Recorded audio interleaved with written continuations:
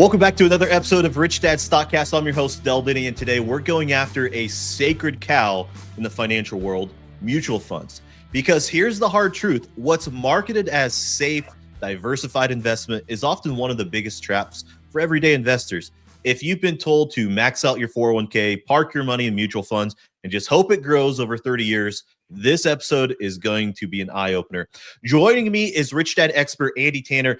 He's one of the most respected voices in financial education. Andy's here to explain why the wealthy avoid mutual funds, what they do instead, and how you can take back control of your financial future. And before we dive in, head over to stockcastbonus.com for free resources to help you make smarter investing decisions without getting trapped by Wall Street's old playbook. All right, Andy, let's get into it. Welcome back to the show. Hey, great to be here, Dell. And boy, you're really going to get me going. You put nickel in me on this stuff, and this might be a long episode because I'm pretty opinionated for sure. I think you knew that. So I wanted to poke the tiger a little bit, but before I poke the tiger, I want to know more about stockcastbonus.com. What do our listeners get when they go to stockcastbonus.com? Oh, it's so awesome. We have had such a tremendous response from people. We've told people that this is a first step for people who want to do something. What could I do today to actually take some action? What could I do? What habit could I create? What action could I take today to start, not just listening about how wealth is created, but to do something that moves the needle and takes you towards your goals. So right now we have an ebook on there, and it's going to take you from 0 to 60, man. It shows someone how to step on the gas and take that first lunge forward and make that progress if they really want to get serious about their investing goals and how to organize that. How does one build a personal blueprint for their own success? How does that work? What does that look like? Well, this ebook shows you exactly what building that blueprint looks like. And the best of all, we offer it for free so people get an idea of what we do, and it's a huge value. So we've been very happy with all of the comments and everything that has been sent to us. So yeah, go to stockcastbonus.com right now. Click on that, get your free stuff. It's yours. It's there for you. Don't leave it on the table. Make sure you snatch that thing up because it is awesome, power packed. That's great. Now, Andy, let's talk about mutual funds here. They're one of the most recommended investments out there. Now, on the flip side, why do you and the Rich Dad philosophy say that they're a trap? Well, if you read the book Rich Dad Poor Dad, there's so much to be gleaned. One of them is how to read a financial statement and how to understand a cash flow pattern. And if you ever do a deal with any other party, which is every time, it's really good to look at your financial statement and their financial statement, see how the cash flows and see what that will look like, in a couple of decades. And you'll know very, very clearly who the bigger winner is. And I think that, there's two, as Robert often says, there's three sides to every coin: heads, tails, and intelligence is when you get to the edge where you can see both sides. So if someone really wants to answer that question for themselves, ask this: what does the mutual fund get out of this? And how do they win? You say the wealthy aren't involved in mutual funds. Oh, they sell them all the time. In fact, some of the wealthiest institutions out there are happy to sell you one because they're an incredibly profitable product for Wall Street. So I would really encourage people to look at both sides for themselves. Get out a piece of paper. If you have the financial education to draw two financial statements, yours and theirs, and draw a cash flow pattern and find out what they get out of it. And if you see whatever they get is something that you've given. Let me say that again. Whatever they get on their side is something you're giving up on your side. And then you decide if it's worth it. You decide if you think they're delivering value for what you're getting, or if they're just taking money and not offering much value. And we can go into that deeper, but that's where I would start. Well, I do want to go deeper into that, and I want to talk about fees and hidden fees. I say hidden fees in quotations because they're in writing, but I think that's something a lot of people overlook is the fees and what happens to the long-term effect. Can you speak to that? Yeah, I mean, Warren Buffett, I don't like to overquote him because so many people do, but he's the best that's ever done it. And he was at the Berkshire Hathaway meeting one time, and someone, came to the mic and asked a question about it. And the word he used was enormous. He said 1%, just 1%, is enormous. If people claim that they understand compounding. Oh, Andy, I know what compounding is. Hockey stick, I know what compounding is. Well, if a person really understood the compounding power, available to them, and I said, well, tell you what's it worth to give up 1% of your compounding power? I mean, what would you have to be getting in return for that to give up 1% of your compounding power? Because if you understand compounding and the math at all and the exponential nature of it, 1%, as Warren Buffett says, it's massive, enormous. And then you have to consider, okay, what are you going to get on the other side of that? If you have maybe a small fee, 0.5%, that's still enormous. Half of enormous is still pretty big, right? Half of enormous is still big. And then you have to consider, and we can talk about this too, what do you get in return? I mean, this is not that complicated. If you go to the store and you spend money, you got to have a good idea of what you're getting in return. And I think when people buy a mutual fund, they might not know what they're getting in return. Now, mutual funds are also targeted or marketed as a great diversification asset. Diversify. What's the difference between the way that a rich dad person thinks versus everybody else? Well, I'll defer to Warren Buffett once again. When you listen to his speeches, it's really interesting. Some people accuse him of talking out both sides of his mouth, but he's really not. He's usually addressing one particular audience or another. So you have to consider the context of who he's speaking to. And he divides people pretty quickly into the educated investor and the non-educated investor, very simply. If you're a non-educated investor, then you're still better off just getting in some type of, buy the S&P, and you'll outperform most of those mutual funds. We can talk more about their lack of performance in a bit. But then he talks about the educated investor, and he says, he talks about what he says in the list of attractiveness is the language he uses. And he says, if you have 30 stocks and you would put money equal in all of them, instead of putting more money in number one on your list of attractiveness, is the same amount in number 30. The word he uses is madness. He says that strikes Charlie and me as madness.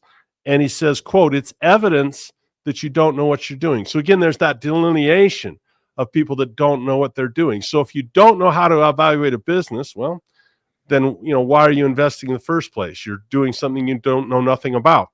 But if you do know how to evaluate a business, which is what we call, fundamental analysis, looking carefully at the important stuff, diversification, he says, is an answer to ignorance.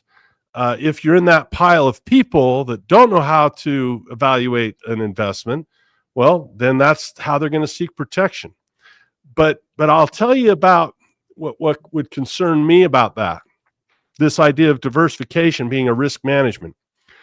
If you look at risk, there's 1,000 different types of risk. There's, for example, interest rate risk. There are certain investments that are sensitive to interest rates.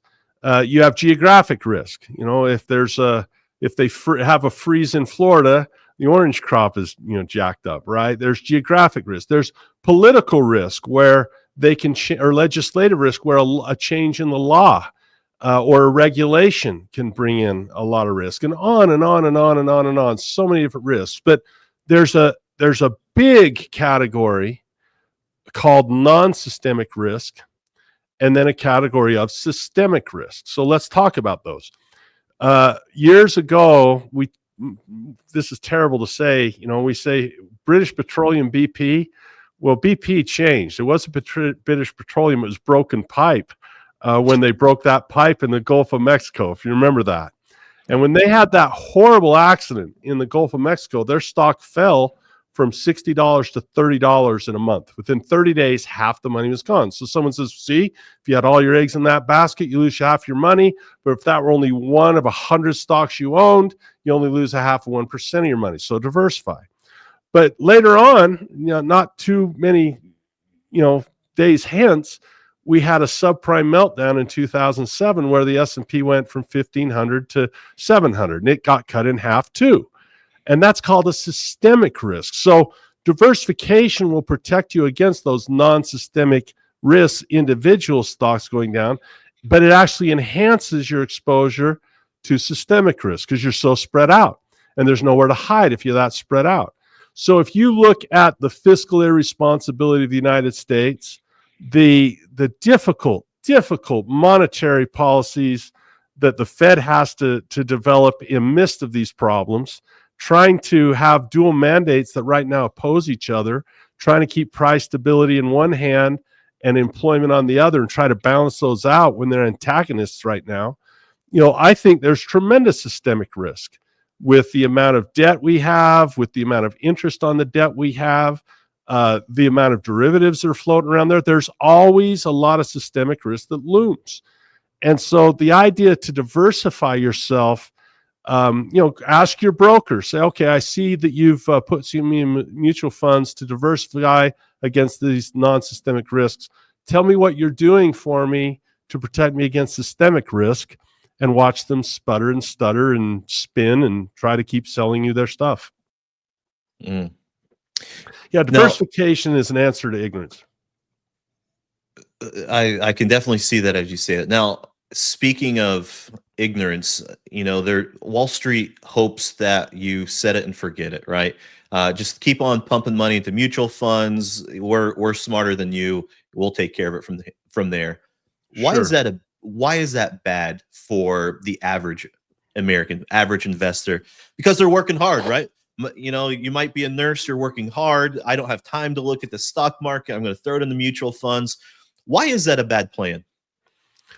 Well, if you have a bathtub and you're trying to fill your bathtub, but I'm draining it out at the bottom, when you're trying to fill out at the top, that really puts a headwind on your growth, doesn't it?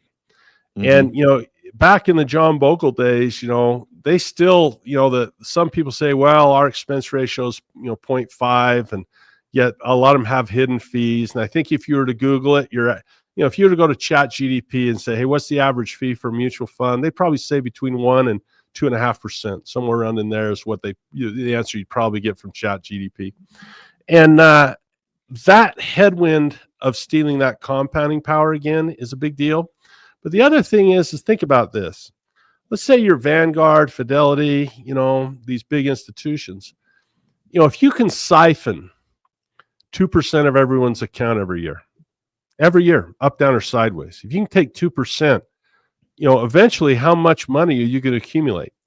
When you see the wealth disparity, right, the inequality of asset ownership, well, how do you think they got all these assets? They took them from you. You bought them in your 401k and they take a percentage, and you do it again, they take a percentage. And if you do that for generations, they're gonna wind up owning a tremendous amount by just siphoning off a piece. I mean, compound at 2%, on the other side, and then take that money and then put it in the S&P. You're going to own the whole thing someday.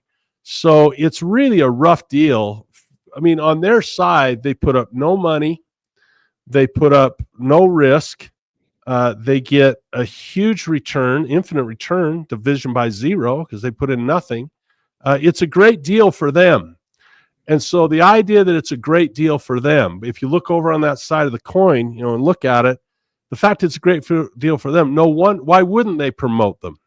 Why wouldn't they market them aggressively? Why wouldn't they? And I imagine we're probably coming up on break, but maybe when we come back, we can look at their actual performance and we can see, if there's any value there for the investor. I mean, the justification, a guy like Dave Ramsey or someone's going to make on this is to say, well, people don't know, they don't know enough, so they just need to let these guys handle it. And that's really the justification almost every time, is this lie that people can't learn how to manage money and how to invest. It's just a lie. Well, they can't learn this, therefore they must give it to these people who supposedly learn this. And that's just not the case. That's just not reality. It's not the truth.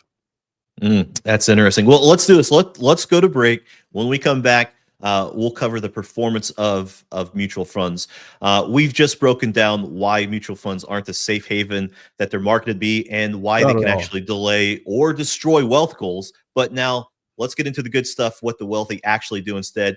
And after the break, Andy's going to show us some more strategies that produce real income, real control, real freedom. And don't forget to go to stockcastbonus.com. Grab your free tools and resources to help you to start investing like the rich. We'll be right back. So far, it's been great. I needed a source where I could really enrich my education through stocks. I didn't really have an avenue for it, and it's helped me a lot. The simplicity has really gotten me on the track to where I enjoy the learning, as well as it's really solidifying in my mind. And like, they're not just trying to sell you something, they really care about the people that are in the course, and they really do care about you and your personal goals, and what you want to do is to help you and your family and whatever your goals are in life through that. So it's really been great. Welcome back to Rich Dad StockCast. I'm your host, Denney, and we're here with Andy Tanner talking about what the wealthy actually invest in instead of mutual funds. Andy, if mutual funds are off the table, actually, let's back the train up a little bit. I want to talk about performance of mutual funds. Sure.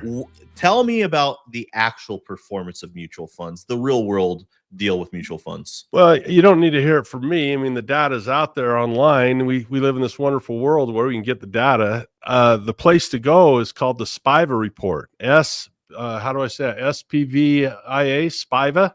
And it stands for S&P versus actively managed funds. And they do this every year. Generally, over a 15-year period, you'll see the numbers 85 to 90% of actively managed funds, people that are moving money around, why they fail to beat the S&P. Now, think about that for a minute. 85% of them. Now, a lot of that's because of size. A lot of that's because of liquidity. They can't.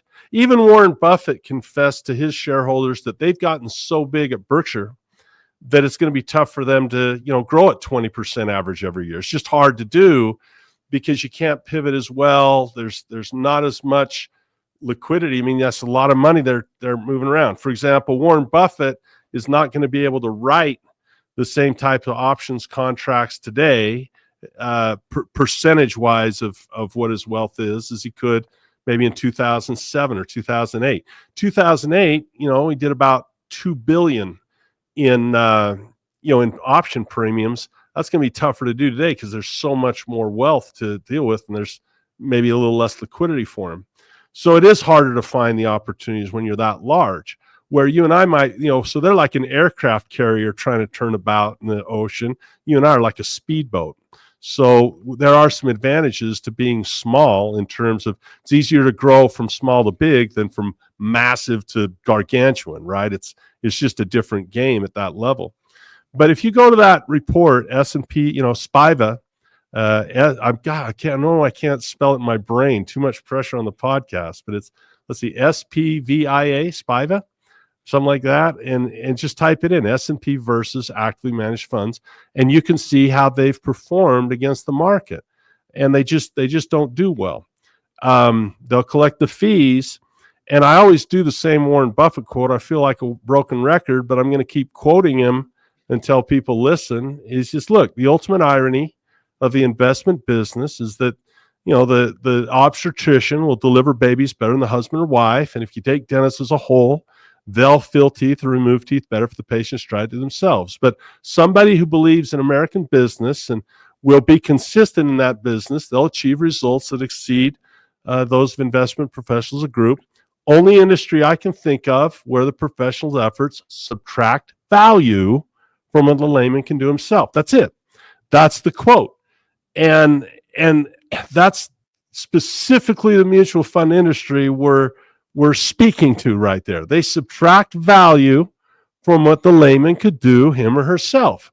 So if that industry subtracts value from what you and I could learn to do on ourselves, to me, It doesn't make any sense to do it if I can do a better job learning a few things than handing my money to those guys. Again, if you put the financial statements side by side and you see their rate of return and risk they're taking and the rate of return and risk you're taking, there's just absolutely no question that they are the winner in that relationship. I mean, it's not even close.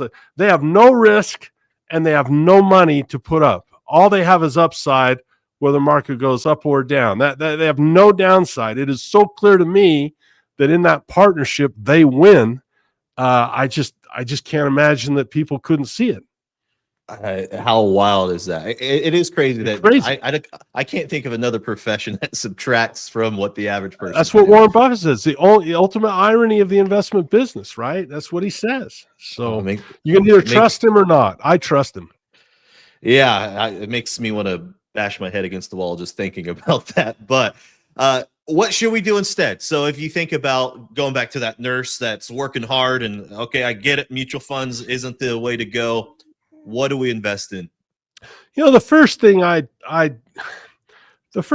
would tell people, I had a guy interviewing me this morning on my way over to the studio today. And, he asked a very similar question. I says, there's really maybe a 2 or 3 part pivot.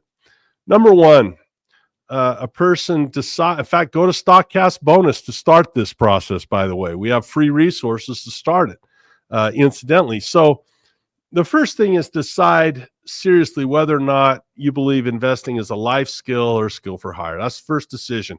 Which pile are you going to join? Which group and domain are you going to live in? Which context do you want to choose to operate in? The education context or the advice context? The only reason a person would need advice is if they don't know what to do. When they call, they don't understand. They'll often call into Robert's radio show and they'll say, tell me what to do. That's not education. That's advice. That's something for nothing. Just tell me what to do. I don't want to work. I don't want to learn. Just, hold my hand, wipe my nose, tie my shoes, and tell me what to do. That's advice culture. That's not education culture. So if a person doesn't want to learn anything, I have nothing to say. We're the Cash Flow Academy. We're an education institution. We're Rich Dad. We are about financial education. We are about elevating financial well-being through that vehicle, not through advice, but through education. That's how we achieve the mission. So if a person says, I don't want to learn anything, well, I shake hands and shrug my shoulders and go buy your mutual fund. What am I going to do?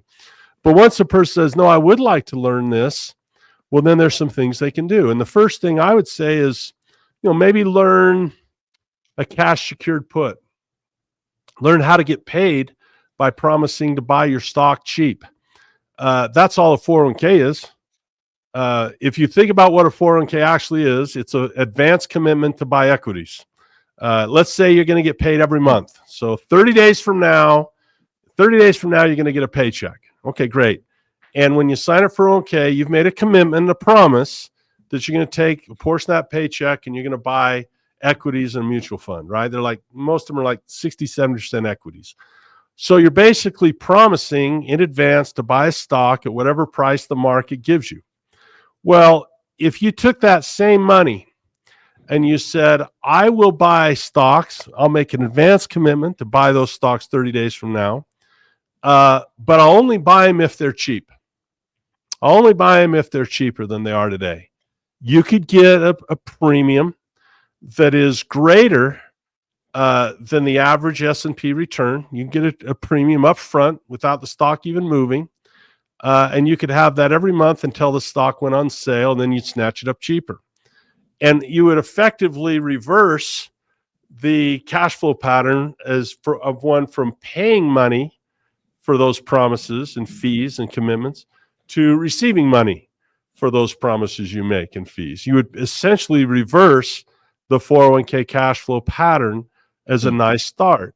And it takes about 3 weeks, about an hour a day. If a person was going to study an hour a day, like I have a class, it's not on stockcastbonus.com, but I have a class called the 4 Pillars of Investing, and it's about 20 hours long. And at the end of that 20 hours, someone would know how to do that. They would know how to reverse that 401k cash flow pattern. So it's The thing that's nice about education is it's in the eye of the beholder, Del. I remember I was going to teach some kids to play basketball. So we were going to learn.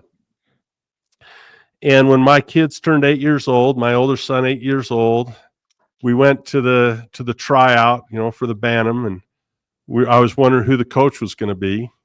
And we all showed up, and there was no parents willing to coach. So everyone looked at me, because I'd had a little college basketball experience, minimal. The tall guy is going to be the coach. Yeah, they said, okay, we're going to have Tanner coach this. I said, well, I don't know if you guys want me to be the coach, because when I do stuff, man, we go full bore. They go, oh, yeah, we're in. So I rented a ballroom at a hotel, and a small ballroom, and I set up a video projector and put on my old mic from the old stage days of speaking all over. And I put together a PowerPoint, and I said, all right, this is what we're going to do.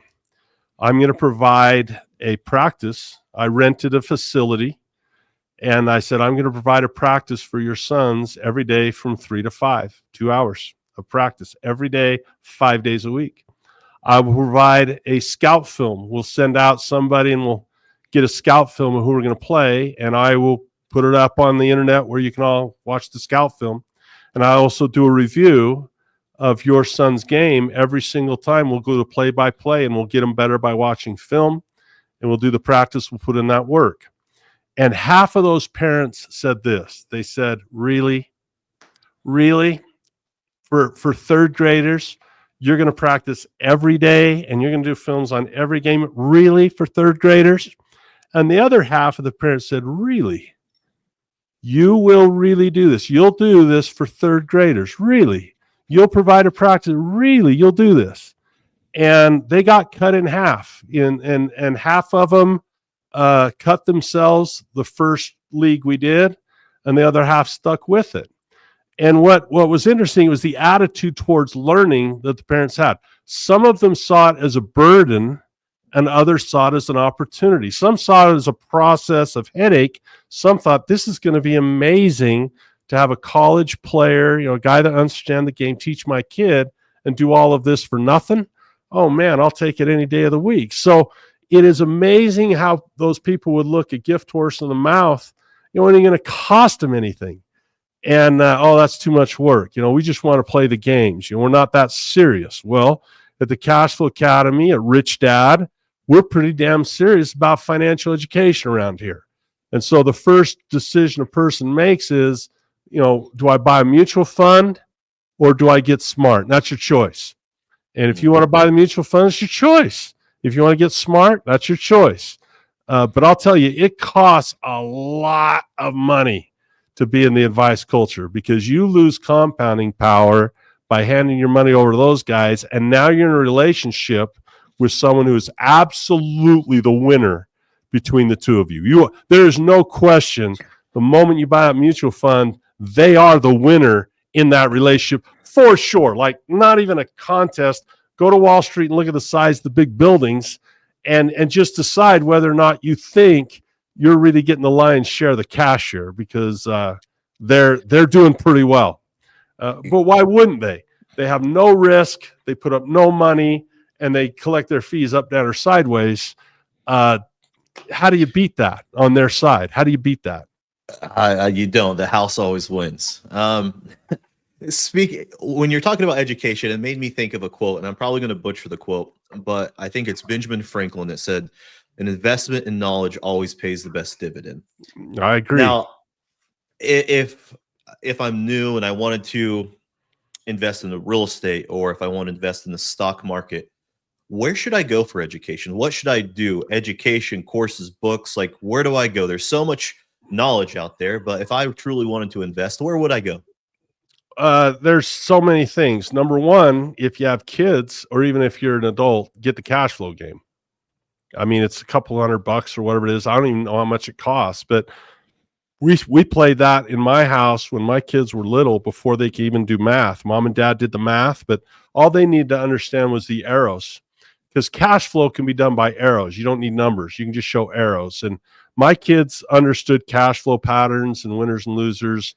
When we used to travel with Robert in the old days, when they were young, Robert had put them up on stage when they were in the second and third grade, and they could understand cash flow patterns. So I'd say the cash flow game is a great resource, and that's a fun way to learn. Games are fun to play because they simulate the real experience of life, right? I've heard people say it's like steroids level Monopoly, right? It's on steroids. The second one we already gave was go to StockCast bonus. Go there and start there.